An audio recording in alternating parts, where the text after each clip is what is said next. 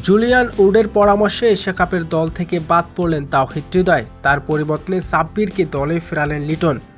সাব্বিরকে দলে ফেরাতেই খুশি জুলিয়ান। আর সবাইকে এবার চমক দিয়ে এশিয়া কাপ খেলতে দুবাইয়ের উদ্দেশ্যে উড়াল দিলেন সাব্বির। এশিয়া কাপের দলে হঠাৎ করে বড়সড় পরিবর্তনের ইঙ্গিত মিলেছে।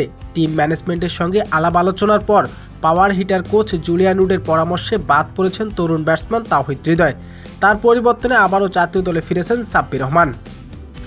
বাংলাদেশ দলের অধিনায়ক লিটন দাসও সাব্বিরকে দলে ফেরানোর সিদ্ধান্ত ইতিবাচক সাড়া দিয়েছেন। দলের ফিনিশিয়ার ভূমিকা রাখতে সাব্বিরের অভিজ্ঞতা কাজে লাগাবে বলে বিশ্বাস করছেন টিম ম্যানেজমেন্ট।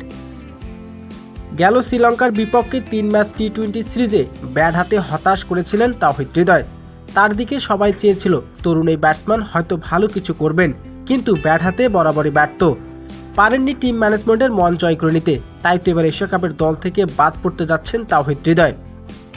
তার পরিবর্তনে সাব্বির দলে ফিরে সবাইকে চমক দিয়ে ইতিমধ্যে দুবাইয়ের উদ্দেশ্যে উড়াল দিয়েছেন এশিয়া কাপ খেলার উদ্দেশ্যে। আর অনেক দিন পর আবারও আন্তর্জাতিক ক্রিকেটে সুযোগ পেয়ে আনন্দিত সাব্বির।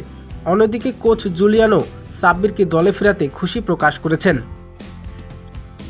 আগামী ম্যাচগুলোতে সাব্বির কিভাবে পারফরমেন্স করবে সেটি এখন দেখার বিষয়।